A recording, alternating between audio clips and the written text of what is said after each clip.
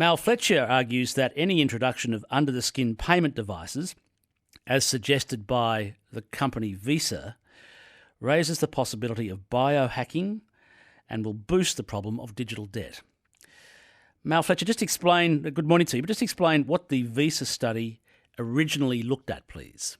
Well, it basically looked, Steve, at attitudes Australians have towards the idea of things like implantable payment mechanisms, that is, subcutaneous chips under the skin, if you will.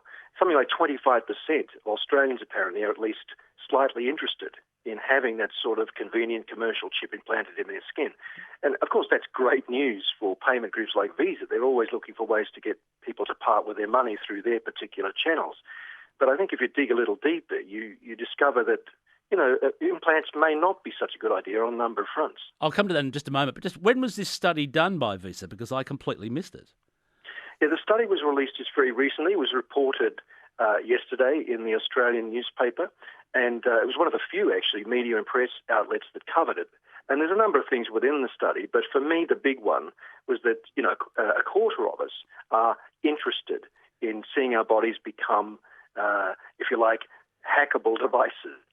Now, we know we're virtually, we're tracked, monitored and connected in almost every way. Visa wants the power to track smartphones for their own fraud mitigation purposes, as do other credit companies.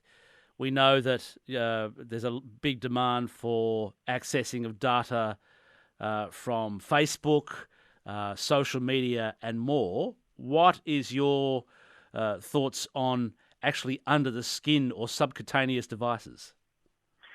Well, there's a number of concerns I have, Steve. They are a very convenient idea, but first of all, I think there is that issue of biohacking.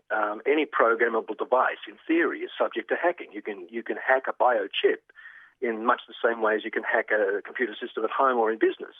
But with biochips, the potential for privacy incursion is so much bigger, and not just with criminal elements. We've seen a lot of stories around the world recently about spying by governments on their citizens. And without getting too paranoid, I think it's important to recognize the trust contract between government and citizen is the cornerstone of democracy. If we insert tracking devices into our bodies, we're effectively becoming hackable, trackable devices, and that should be a concern to us. Just tell me about the trust contract. I hear this a lot recently. It's often said that that's how the West actually grew and developed as a civilization, was the trust contract, that people groups trusted each other in areas like commerce, interaction and more. Yes, well, there is if we don't have a trust contract between government and citizenry, often anarchy becomes a very real possibility. So the citizenry has to trust the government to act ethically and to act with their best interests at heart, and the government has to be able to track the citizenry to obey laws once they are set in policy. And today, of course, in the civic front also, we have a thing called big data analytics, which has proven a great benefit in taking all the data that comes from mobile devices like our phones, sat-nav, CCTV cameras, and using it to analyse such things as economic shifts, marketing trends, voter patterns. It's even being used now in design of driverless cars and streets. So the big data in itself is a form of soft surveillance. You may have seen the Samsung TV company recently warned users of its units that there's an inbuilt voice recognition feature that actually records private conversations and can be stored in the cloud. That's right. Yes, that was a real shock to many people. I think so. You don't really want the TV manufacturer or someone else hacking their systems to be able to hear your private conversations over coffee. So big data analytics there's a lot of excitement about that in the IT world and the banking world and more, and it's said by many that big data will solve all our problems. You're more cautious about big data analytics. Yeah, I see all the benefits. As I said, it's used in so many spheres now, and civic authorities in some parts of the world are consulting it to develop new crime prevention programs and new prisons. So there are some great potential benefits with big data. But big data, as I say, is a form of soft surveillance. It comes with certain risks in terms of how much we allow people to know about us. And if we start injecting hackable devices and trackable devices into the human skin as payment methods, then I think we open ourselves up to even more incursions of privacy. If you've just turned on your smartphone or your wireless, if you've got a smartphone, A, you're being tracked, But B, my guest is a chap by the name of Mal Fletcher. Mal Fletcher is an Australian bloke who heads up a London-based think tank, 2020 Plus. This is 612 ABC Brisbane. Commercially orientated chips are very popular. What's led to the push, or them even asking the question, how do you feel about it being implanted under your skin? Do you know?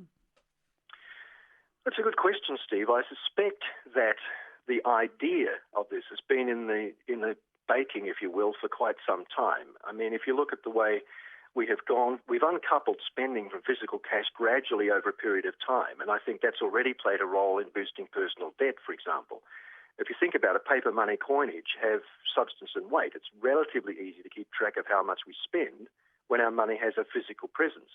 And then credit cards came along, and of course they don't change weight when money leaves the account, so it's easier to spend without any forethought. But of course chips now would erode that link in our minds between spending and real world value even further, because the ones and zeros of binary code don't have any weight. So I suspect that the process has been in mind for quite some time. The actual act of handing over money is different, isn't it, from even just using a credit card, let alone having a chip under your skin? I've been doing this with myself, coincidentally, recently, trying to save money. And my process by which I've been doing that is to not use my debit card, but to use actual cash. And you do suddenly have that real physical impact. I'm handing over something of value here that you don't have with a card or a chip. Yes, and you can easily feel the weight as it diminishes in your pocket, can't you? Yes. It's a lot harder to overspend. And even with credit cards, I mean, in the not-so-distant past, we had the process of filling out a credit card slip, which meant, again, you had an opportunity to think before you signed something away. Now, even that is, with Wave and Pay, becoming less common. So there's less and less physical reminder that what we're doing is using something of real-world value and substance. Now, you link digital to dementia to our reliance on technologies as extensions of the human frame, the human body. Just define what digital dementia is, please, Mal Fletcher. Well, Steve, it's basically the idea that as we farm more and more areas of our thinking out to machines, we may find that symptoms we currently associate with dementia, things like loss of short-term memory, weak numeracy skills, cloudy thinking, these may all soon become normal cognitive function. I mean, the question is what happens to parts of our brain responsible for things like spelling, arithmetic, navigation, when we don't use those parts of our brain on a regular basis.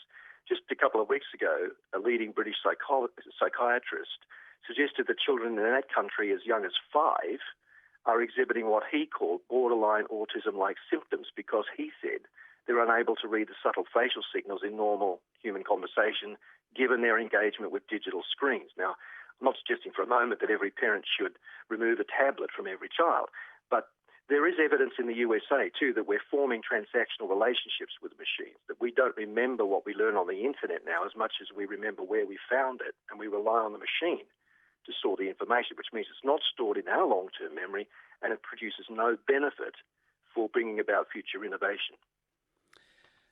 So we're outsourcing not just potentially the act of handing over money to purchase something, but our very thinking in many ways.